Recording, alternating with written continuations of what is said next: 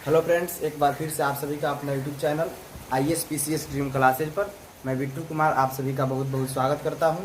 दोस्तों, बता दें कि पिछले के क्लासेज में हमने बायोलॉजी जीव विज्ञान विषय से रिलेटेड हम कोशिका के बारे में कुछ जानकारी को प्राप्त किए और हम उसके आगे इस वीडियो में कोशिका के बारे में कुछ जानकारी प्राप्त करेंगे, जिस टॉपिक का नाम होगा कोशिकाओं में भूमिका। पिछले के क्लासेज में आप कोशिका को समझे, कोशिका क्या है, और बायो एंड टेक्नोलॉजी जीव विज्ञान की परिभाषा आप उसमें देखें। और इसमें आपको कोशिका से रिलेटेड जब सेल चैप्टर को स्टार्ट किया गया है, उसके आगे हमें यहाँ पे जानना है कोशिकाओं में भूमिका। ठीक है, डिफरेंट इन सेल। तो जीवों की कोशिकाओं में उसके रूप, आकार तथा संख्या में काफ़ी भिन्नता है। जितने भी प्रकार के जीव इस धरती पे निवास करते हैं, उन सभी में कोशिकाओं में भिन्नता पाई जाती है। उन सभी के आकार में, आकृति में, उसके संख्या में भिन्नता होती है। उसी को हम यहाँ पे देखेंगे। उसी कोशिका में भिन्नता के आधार पर इस कोशिका को हम दो भागों में बांट दिए हैं। पहला एक कोशिकीय और दूसरा बहुकोशिकीय। ठीक है दोस्तों, एक कोशिकीय किसको कहेंगे, बहुकोशिकीय किसको कहेंगे, अभी आपको समझ में आएगा। आप इसको आसानी से समझिएगा। एक कोशिकीय, जिस जीव का शरीर सिर्फ एक कोशिका का बना होता है, जिस जीव का शरीर अगर सिर्फ एक कोशिका से मिलकर ही बना होता है, उसे हम एक कोशिकीय कहेंगे। ठीक है दोस्तों, जैसे अमीबा, इसमें एक ही कोशिका पाया जाता है, पैरामीशियम इत्यादि। इस तरीके के जीव में सिर्फ एक कोशिका मौजूद होते हैं और इनके जितने भी जीवन संबंधी कार्य होते हैं वो सिर्फ एक कोशिका पर ही निर्भर होता है। जो उसके शरीर में कोशिका उपलब्ध है उसी पर निर्भर होता है जितना भी काम है। ठीक है, तो इसमें जो है कोशिकीय में कि जीवों का शरीर जो है सिर्फ एक ही कोशिका का बना होगा, यानी जो भी जीव होंगे एक ही कोशिका का मिलकर बना है, उसे एक कोशिकीय कहेंगे। जैसे अमीबा, पैरामीशियम इत्यादि। और इनका जो भी कार्य है सिर्फ एक ही कोशिका, जब एक कोशिका उसमें मौजूद है तो जो भी कार्य करेगा वही करेगा। बहुकोशिकीय में आते हैं तो जीवों का शरीर इसमें अनेक बहुत सारे कोशिकाओं से मिल करके, जब एक से अधिक कोशिकाओं मिल करके एक जीव का निर्माण करते हैं तो वो बहुकोशिकीय जीव कहलाते हैं। ठीक है, यानी जिसमें बहुकोशिकीय में जीवों का शरीर जो है अनेक, एक से अधिक कोशिकाओं का बना होता है। जैसे मानव का आप शरीर देखिए, पिछले के क्लासेज में बताए कि मनुष्य का जो शरीर है, मानव शरीर है, विभिन्न प्रकार के कोशिकाओं से मिलकर बना है। जैसे तो आप मानव देखिए, ये बहुकोशिकीय है। उसके बाद से विभिन्न प्रकार के पौधे जैसे शैवाल, कवक इत्यादि और जंतु ईटीसी इस बहुकोशिकीय उदाहरण है बहुकोशिकीय जीव का। तो बहुकोशिकीय में क्या देखिए कि जीवों का शरीर अनेक कोशिकाओं से मिलकर बना होता है, माने एक से अधिक कोशिकाओं से मिलकर बना होता है।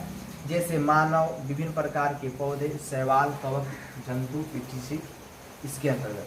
इसके अलावा कुछ इसमें नोट पॉइंट लिखा गया है, एग्जाम के अकॉर्डिंग काफ़ी इम्पोर्टेंट है, इसको याद रखना। इसलिए इसको आप ध्यान से देखेंगे, चाहे तो आप स्क्रीनशॉट भी कर सकते हैं समझने के लिए। और एक बात और बता देना चाहेंगे कि जो भी दोस्त अगर हमारे इस वीडियोस को पहली बार देख रहे हैं तो प्लीज़ हमारे इस चैनल को सब्सक्राइब कर दें, लाइक करें और अपने दोस्तों में अधिक से अधिक शेयर करें, ताकि वीडियो का जो भी नोटिफिकेशन है आपके पास सबसे पहले पहुंच सके और जानकारी को आप अधिक से अधिक प्राप्त कर सकें। तो चलिए हम इसको शुरू करते हैं। पहला नोट नंबर 1, कोशिका का आकार एवं आकृति उसके कार्यों के अनुरूप होती है। कोशिका का जो आकार है, उसकी आकृति है, वो किसके अनुरूप होती है, तो कार्यों के अनुरूप होती है। जैसे बताइए, यानी जितना बड़ा कोशिका होगा उसका कार्य भी उतना अधिक होगा नहीं। तो कोशिका का आकार एवं आकृति उसके कार्यों के अनुरूप। अगर मानव शरीर में जो भी कोशिका अगर बड़ी है तो उसका कार्य भी अधिक होगा, अगर जो छोटी कोशिका है उसकी कार्य कम होगी। तो उसका जो आकार है, आकृति है, वो काम के अनुरूप होता है, माने जितना वो काम करेगा उसके हिसाब से उसका आकार एवं आकृति है। या आप थोड़ा सा माइंड को यहाँ पे लगाएंगे तो याद हो जाएगा। कोशिका का आकार एवं आकृति उसके कार्यों के अनुरूप होती है। ठीक है, यहाँ तक समझ गए होंगे। कुछ कोशिका अपना रंग बदलती है, कुछ कोशिका ऐसी होती है तुरंत अपना रंग बदल देती है। जैसे अमीबा, अमीबा जो है उसको अभी आप देखेंगे कि एक रूप में है और जस्ट कुछ देर के बाद वो अपना रूप बदल देता है। तो कुछ कोशिका है, सभी नहीं, कुछ कोशिकाएं। और हमारे शरीर में, हमारे रुधिर में जो मौजूद श्वेत रक्त कोशिका है, व्हाइट ब्लड श्वेत रक्त कोशिका, ये भी रंग बदलती है। हमारे रुधिर में जो श्वेत रक्त कोशिका है वो भी रंग बदलती है, तो इसको याद रखेंगे। दूसरा नोट है कि कोशिकाओं की संख्या जीवों के शरीर के आकार पर निर्भर करती है। कोशिका की संख्या हम कैसे पता लगाएंगे? तो आपसे पूछता है कोई कि कोशिकाओं की संख्या कितनी है, तो ये तो निश्चित नहीं है। ये तय है कि कोशिकाओं की संख्या निश्चित नहीं की जा सकती है। उसका जो संख्या है जीवों के शरीर के आकार पर निर्भर है। यानी जितना बड़ा जीव होगा उसमें उतना ही अधिक कोशिका पाया जाएगा, जितना छोटा जीव होगा उसमें उतना ही कम कोशिका पाया जाएगा। तो कोशिकाओं की जो संख्या है ये निश्चित नहीं की गई है, ये जीवों के शरीर के आकार पर निर्भर है। जैसे हम अगर चूहा की तुलना हाथी से करें तो चूहा की अपेक्षा हाथी में जो कोशिकाओं की संख्या है काफी बहुत ज्यादा है। ठीक है, तो इसी तरीके से हम कह सकते हैं कि कोशिकाओं की संख्या जीवों के शरीर के आकार पर ही निर्भर करती है। आइए दोस्तों, इसके बाद हम देखते हैं कोशिका की खोज। कोशिका का जो खोज हुआ माइक्रोस्कोप सूक्ष्मदर्शी की आविष्कार के बाद ही कोशिका का खोज का पता चला। यहाँ पे देखेंगे कि माइक्रोस्कोप का खोज कब और किसने किया। तो सर्वप्रथम 1665 ईस्वी में रॉबर्ट हुक, जो अंग्रेज वैज्ञानिक थे, रॉबर्ट हुक ये एक अंग्रेज वैज्ञानिक है, इन्होंने 1665 ईस्वी में माइक्रोस्कोप या सूक्ष्मदर्शी, इसका दूसरा नाम है, इसका निर्माण किया। ठीक है, तो किसने? रॉबर्ट हुक, अंग्रेज वैज्ञानिक है, 1665 ईस्वी में। रॉबर्ट हुक ने अपने आविष्कार किए माइक्रोस्कोप में इन्होंने कार्क की एक पतली कांट में अनेक सूक्ष्म एवं मोटे भित्ति वाली एक कोठरी देखी और इन्हीं कोठरियों को सेल नाम दिया। किसने? तो रॉबर्ट हुक ने। सेल, जिसे आप इसको हिंदी में कोशिका। तो रॉबर्ट हुक ने अपने आविष्कार किए गए माइक्रोस्कोप में उन्होंने अनेक सूक्ष्मदर्शी के माध्यम से अनेक छोटे बड़े कुछ भित्ति वाली कोठरियाँ देखी। उन्हीं कोठरियों को उन्होंने सेल नाम दिया, जिसे हम कोशिका के नाम से जानते हैं। तो एक तरीके से कहें तो रॉबर्ट हुक ने कोशिका का सबसे पहले खोज किया 1665। उसके बाद ल्यूवेनहोक, जो डच वैज्ञानिक हैं, इन्होंने माइक्रोस्कोप लेंस व्यवस्था संशोधित होने के बाद कोशिका का अध्ययन और बढ़ा दिया और उन्होंने 1674 में स्वतंत्र कोशिका जैसे जीवाणु, प्रोटोजोआ आदि को देखा। किसने? तो ल्यूवेनहोक ने। ये एक डच वैज्ञानिक है।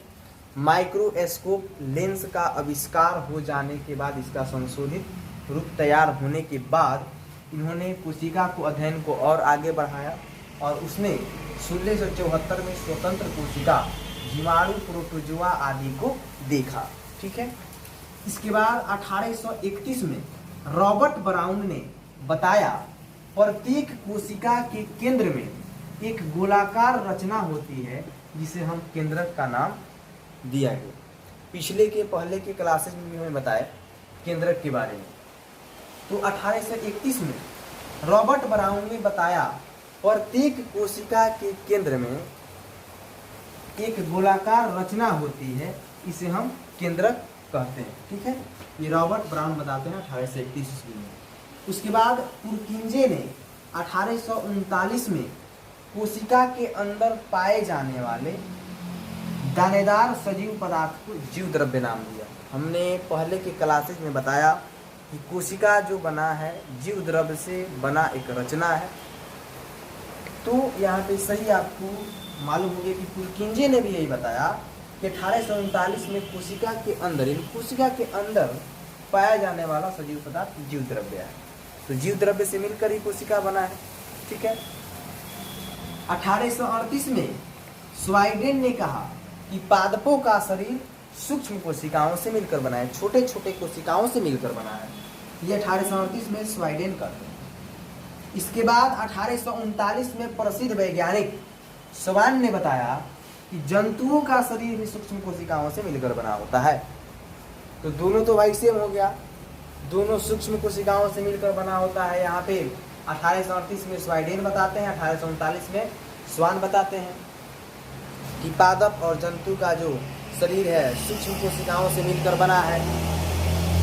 फिर दोनों जर्मन वैज्ञानिकों ने, ये दोनों एक है, दोनों जर्मन वैज्ञानिक हैं, इन दोनों जर्मन वैज्ञानिकों ने अपने अध्ययन के आधार पर एक मत का प्रतिपादन किया जिसे हम कोशिका सिद्धांत कहते हैं। तो कोशिका सिद्धांत किसे कहते हैं? तो आप कहेंगे कि 1838 में स्वाइडेन ने पादपों का शरीर सूक्ष्म कोशिकाओं से मिलकर बना होता है, इन्होंने बताया। उसके बाद से प्रसिद्ध वैज्ञानिक 1839 में स्वान ने बताया कि जंतुओं का भी शरीर सूक्ष्म कोशिकाओं से मिलकर बना होता है। तो दोनों जर्मन वैज्ञानिकों ने अपने में सुझाव किया, अध्ययन के आधार पर एक मत का प्रतिपादन किया, इसे हम कोशिका सिद्धांत कहते हैं। लास्ट पॉइंट है 1855 में बिरचो ने बताया कि नई कोशिकाओं का निर्माण पहले से मौजूद कोशिकाओं के द्वारा होता है। ये पूछा गया सवाल है। 1855 में बिरचो ने बताते हैं कि नई कोशिकाओं का निर्माण कैसे होता है, तो पहले से जो मौजूद कोशिका होते हैं उन्हीं से मिलकर नई कोशिकाओं का निर्माण होता है। तो बहुत बहुत धन्यवाद, आज के लिए इतना ही। फिर मिलते हैं हम अगले के क्लासेज में इसी कोशिका चैप्टर के साथ। चलिए, थैंक यू।